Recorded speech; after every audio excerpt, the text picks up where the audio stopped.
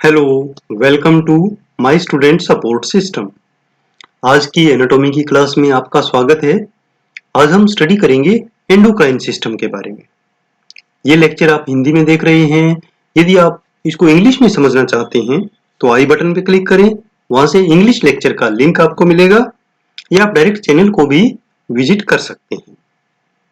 Endocrine system क्या है? Endocrine system या अंतःस्रावी तंत्र में ग्रंथियां होती हैं जिन्हें हम अंतःस्रावी ग्रंथियां कहते हैं, जिनका आपस में कोई भी कनेक्शन नहीं होता है। ये एक दूसरे से दूर दूर होती हैं। ज्यादातर आपने देखा होगा कि जो जितने भी सिस्टम हमने स्टडी किए उससे एक दूसरे से जुड़े होते हैं उसके पार्ट्स, बट एंडोक्राइन सिस्टम में वो एक दूसरे से काफी दूर होती हैं। अंतःस्रावी ग्रंथियों में सिक्रीटरी सेल्स या स्रावी जो कोशिकाएं हैं वो होती हैं और उनके चारों तरफ कैपिलरी नेटवर्क होता है। कैपिलरी नेटवर्क का क्या फायदा है कि उससे जो भी हॉर्मोन्स सीक्रेट होते हैं वो डायरेक्टली उन ब्लड वेसल्स के अंदर एब्जॉर्व कर लिए जाते हैं और ब्लड के थ्रू टारगेट जो ऑर्गन है वहां तक वो पहुंचते हैं। जो एंडोक्राइन ग्लैंड्स होती हैं उन्हें हम डक्टलेस ग्लैंड्स भी कहते हैं, क्योंकि उनके सीक्रेशंस को ले जाने के लिए कोई डक्ट्स नहीं होती है। वो जस्ट अपना सीक्रेशन इंटरस्टिशियल फ्लूइड में डाल देती हैं और वहां से ब्लड के द्वारा एब्जॉर्ब कर लिया जाता है और ब्लड फ्लो के साथ वो टारगेट सेल तक पहुंचते हैं, जहां पर वो अपना एक्शन करते हैं, एक्टिविटीज करती हैं। तो जितने भी एंडोक्राइन ग्लैंड्स हैं वो एंडोक्राइन सिस्टम का पार्ट है और ये काफी बड़ा टॉपिक है क्योंकि काफी एंडोक्राइन ग्लैंड्स हैं। तो इस पूरे सिस्टम को हम 2 चैप्टर्स में स्टडी करने वाले हैं, 2 लेक्चर्स में कवर करने वाले हैं। आज के इस लेक्चर में हम स्टडी करेंगे hypothalamus, pituitary, thyroid and parathyroid gland, और बाकी ग्लैंड्स हम नेक्स्ट लेक्चर में कवर करेंगे। अब देखते हैं कि जो सीक्रेशन इनसे सीक्रेट होता है उसे हार्मोन कहते हैं। तो हार्मोन क्या है? हार्मोन एक रासायनिक या केमिकल मैसेंजर्स होते हैं जो अंतःस्रावी ग्रंथियों द्वारा सीक्रेट किए जाते हैं ब्लड में, और जो टारगेट ऑर्गन है वहां तक पहुंचकर वो अपना काम करते हैं। इसी पिक्चर की सहायता से आप समझ सकते हैं कि ये जैसे सेक्रेटरी सेल है, यहां से ये हार्मोन्स आए ब्लड वेसल में, ब्लड के थ्रू जो टारगेट सेल है वहां तक पहुंचेंगे और वहां उनके रिसेप्टर्स होते हैं, तो वहां पर वो अपनी एक्टिविटी करेंगे। जब हार्मोन अपने टारगेट सेल में आता है तो एक विशेष रिसेप्टर से जुड़ता है।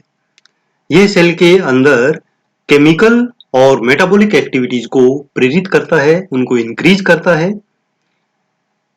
पेप्टाइड यदि हार्मोन है तो उनके लिए जो रिसेप्टर्स होते हैं वो सेल की मेम्ब्रेन के ऊपर होते हैं, और जो लिपिड बेस्ड हॉर्मोन्स होते हैं उनके रिसेप्टर सेल के अंदर होते हैं। सबसे पहला जो पार्ट है एंडोक्राइन सिस्टम का वो है हाइपोथैलेमस। हाइपोथैलेमस विभिन्न प्रकार के कार्यों के लिए मस्तिष्क का एक हिस्सा है, परंतु और इस बहुत ही छोटी संरचना है जिसका वजन लगभग 4 ग्राम है, और इसकी संरचना एक शंकु के समान होती है, त्रिकोणाकार होती है, जो एक स्टाक के द्वारा पिट्यूटरी ग्लैंड से जुड़ा होता है। हाइपोथैलेमस मस्तिष्क का एक काफी जटिल हिस्सा होता है जो बहुत सारे कार्यों को करता है। इसके सबसे महत्वपूर्ण कार्यों में एक है तंत्रिका तंत्र को पिट्यूटरी ग्लैंड के माध्यम से अंतःस्रावी तंत्र से जोड़ना, यानी एक लिंक का काम करता है नर्वस सिस्टम और एंडोक्राइन सिस्टम के बीच। पिट्यूटरी ग्रंथि द्वारा जितने भी हार्मोन सीक्रेट होते हैं वो सारे कंट्रोल किए जाते हैं हाइपोथैलेमस के द्वारा। तो फाइनली हम मान सकते हैं कि हाइपोथैलेमस कंट्रोल कर रहा है पिट्यूटरी को और पिट्यूटरी बाकी ग्लैंड्स को। ठीक है, तो मेन कंट्रोलर हाइपोथैलेमस हो गया ब्रेन के माध्यम से। हाइपोथैलेमिक जो हार्मोन्स हैं वो एक पोर्टल सिस्टम के माध्यम से पहुंचते हैं एंटीरियर पिट्यूटरी तक, जिसे हम हाइपोफाइजियल पोर्टल सिस्टम कहते हैं। हाइपोथैलेमस से जो हार्मोन सीक्रेट होते हैं उनके दो सेट हैं। एक सेट वो है जो पोस्टीरियर पिट्यूटरी तक पहुंचता है और दूसरा सेट है जो एंटीरियर पिट्यूटरी तक पहुंचता है। तो पोस्टीरियर पिट्यूटरी तक पहुंचने का जो हार्मोन है वो केवल दो हैं, ADH hormone and oxytocin hormone. एंटीडायूरेटिक hormone kidney में पानी के रीअब्जॉर्प्शन को बढ़ाता है और ऑक्सीटोसिन बच्चे के जन्म के दौरान गर्भाशय के संकुचन को प्रेरित करता है और ब्रेस्ट फीडिंग या स्तनपान में भी महत्वपूर्ण भूमिका निभाता है। हार्मोन का जो दूसरा सेट है वो स्टिमुलेटिंग और इनिबिटिंग हार्मोन्स होते हैं जो पिट्यूटरी ग्लैंड की एंटीरियर लोब तक पहुंचते हैं और उसको प्रभावित करते हैं। ये कौन कौन से हैं? इसमें सबसे पहला महत्वपूर्ण है GHRH अर्थात ग्रोथ हार्मोन रिलीजिंग हार्मोन। यह ग्रोथ हार्मोन को सीक्रेट करने के लिए पिट्यूटरी की एंटीरियर लोब में स्थित कोशिकाओं को प्रेरित करता है। दूसरा हार्मोन है growth hormone release inhibiting hormone. इसे सोमेटोस्टेटिन के नाम से भी जाना जाता है।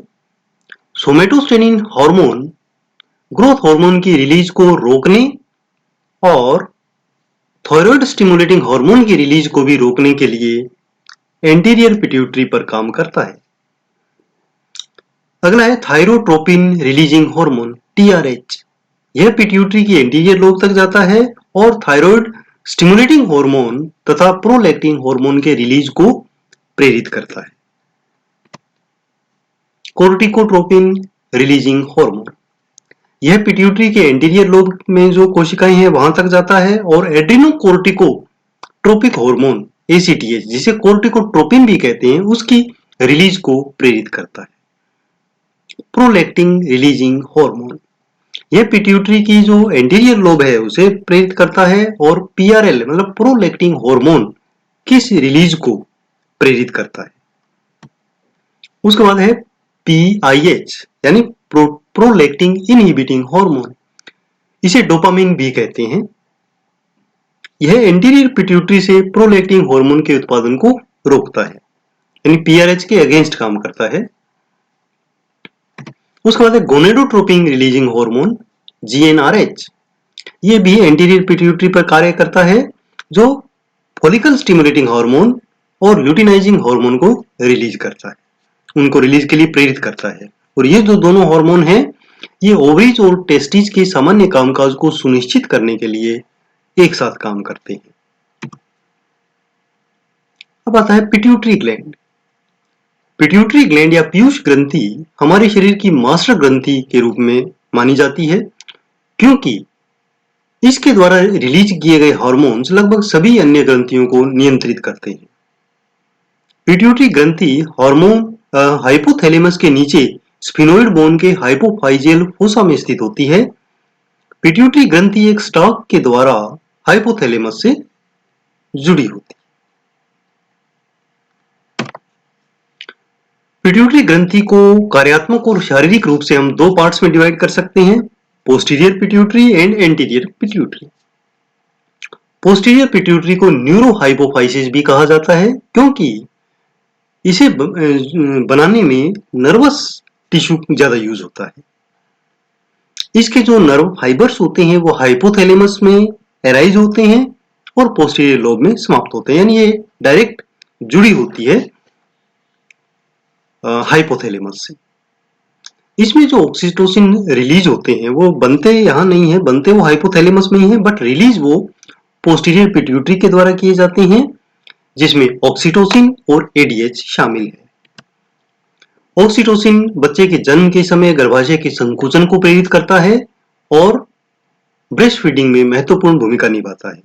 जो लेट डाउन रेस्पॉन्स होता है जब बच्चा सक करता है ब्रेस्ट को तो जो मिल्क प्रोडक्शन होता है उसे हम लेट डाउन रिफ्लेक्स कहते हैं, वो रिफ्लेक्स ऑक्सीटोसिन से प्रेरित होता है। ADH हार्मोन का प्रभाव यह होता है कि ये किडनी में कलेक्टिंग डक्ट्स की पारगम्यता को इंक्रीज करता है जिससे वाटर रीअब्जॉर्प्शन इंक्रीज हो जाता है। जो पिट्यूटरी की एंटीरियर लोब है वो ज्यादातर बनी होती है सीक्रेटरी सेल से, इसलिए इसका दूसरा नाम एडिनोहाइपोफाइसिस भी है। एडिनोहाइपोफाइसिस काफी हार्मोन सीक्रेट करती है, जिसमें सबसे पहले है ग्रोथ हार्मोन। यह पिट्यूटरी द्वारा सीक्रेट किए जाने वाला सबसे प्रचुर मात्रा में हार्मोन है, यानी सबसे ज्यादा हार्मोन यही सीक्रेट होता है। यह शरीर की अधिकांश कोशिकाओं को विकास और डेवलपमेंट और उनका सेल डिवीजन के लिए प्रेरित करता है, और विशेषकर स्केलेटल सिस्टम और मस्कुलर सिस्टम इनको प्रभावित करता है। ग्रोथ हार्मोन के कारण बचपन और किशोरावस्था की जो डेवलपमेंट है, ग्रोथ है, वो प्रभावित होती है, और बाद में ये एक जो बॉडी मास हमारा बन गया है उसको मेंटेन करने का काम करता है। यह अन्य कई अंगों जैसे लिवर, इंटेस्टाइन और पैंक्रियाज इनके मेटाबॉलिज्म को भी प्रभावित करता है। नेक्स्ट है थायराइड स्टिमुलेटिंग हार्मोन। यह हार्मोन एंटीरियर पिट्यूटरी द्वारा सीक्रेट किया जाता है, और इसका जो रिलीज है वो टीआरएच हार्मोन के द्वारा प्रेरित होता है। यह थायराइड ग्रंथि के विकास और उसकी गतिविधि को प्रभावित करता है, जो T3 और T4 हार्मोन को सीक्रेट करती है।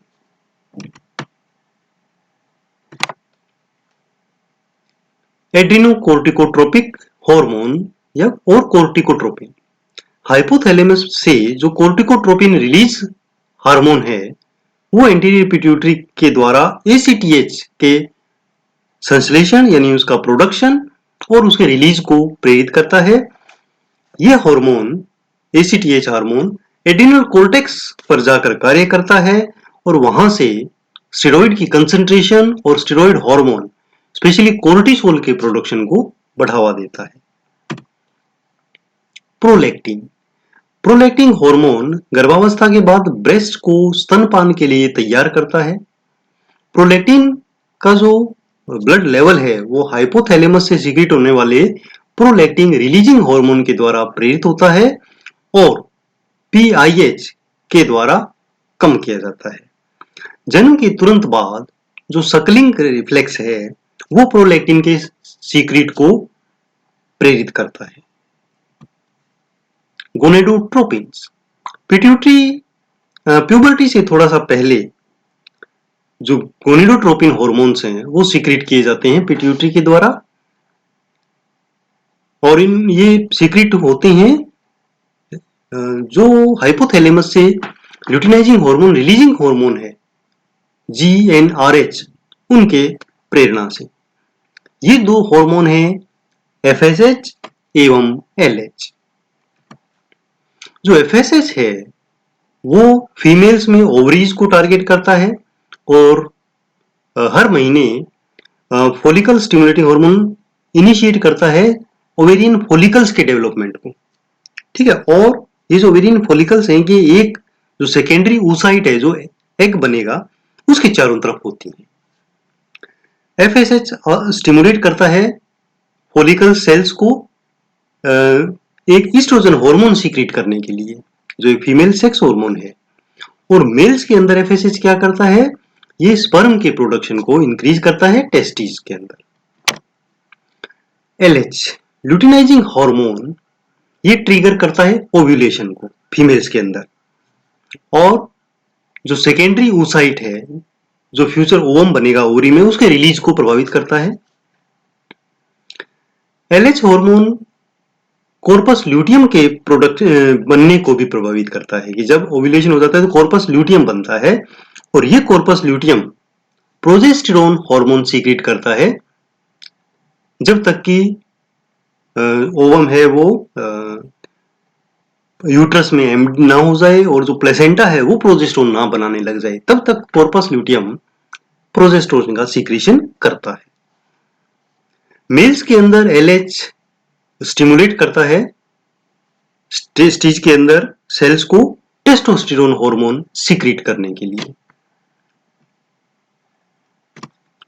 उसके बाद जो नेक्स्ट हार्मोन है वो है मेलेनोसाइट स्टिमुलेटिंग हार्मोन। यह त्वचा की जो पिगमेंटेशन है उसको बढ़ाता है। जो मेलेनिन है त्वचा का पिगमेंटेशन, कालापन या डार्कनेस उसको इंक्रीज करता है। मेलेनिन के उत्पादन को प्रभावित करता है, प्रोत्साहित करता है, और उसके लिए एक्ट कहां करता है ये स्किन की सेल्स के ऊपर। मेलेनिन एक पिगमेंट है जो त्वचा के गहरे रंग के लिए उत्तरदायी है। Next gland is thyroid gland. Thyroid ग्रंथि एक बटरफ्लाई शेप की ग्रंथि है जो स्वर यंत्र के ठीक नीचे श्वास नली पर गर्दन के सामने की ओर स्थित होती है। इसमें दो लोब्स होती हैं, राइट लोब और लेफ्ट लोब, और ये दोनों लोब्स आपस में इस्थमस से जुड़ी होती हैं।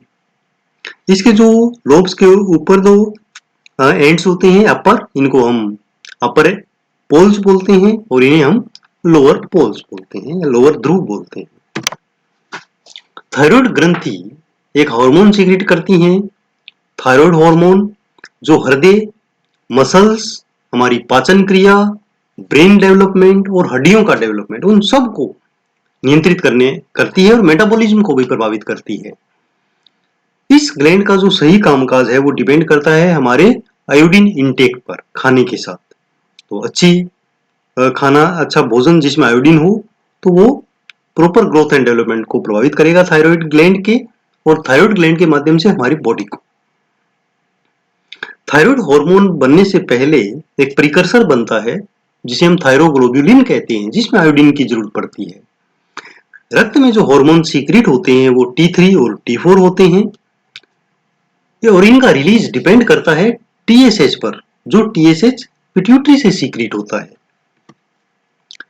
T3 और T4 जो हार्मोन हैं वो लगभग शरीर की सभी कोशिकाओं को प्रभावित करते हैं, उनके मेटाबॉलिज्म और हीट प्रोडक्शन को प्रभावित करते हैं।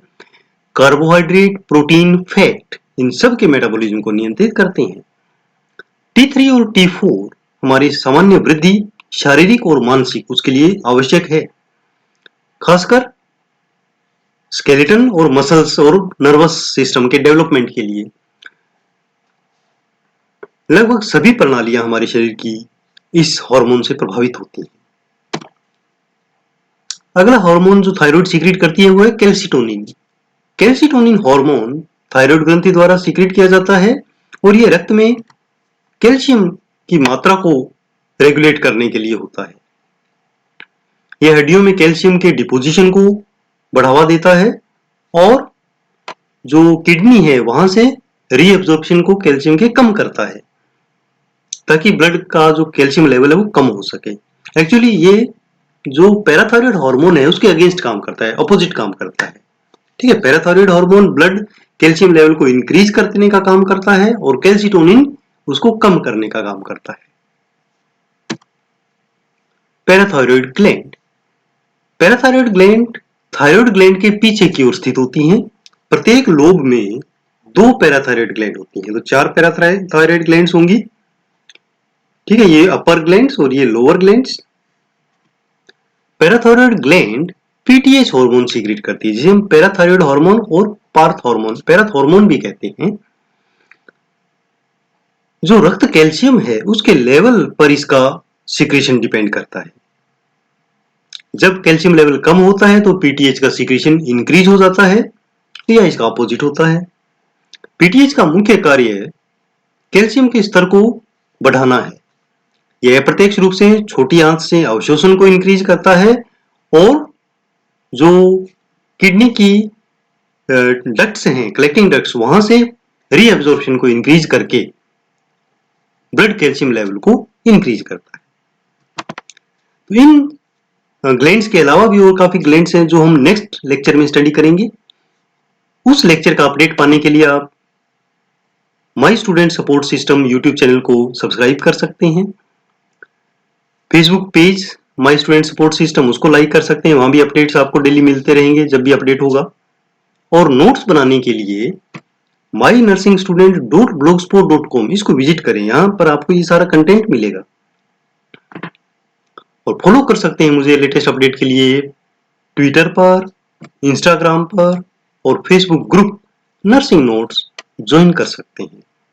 धन्यवाद, आपका दिन शुभ हो।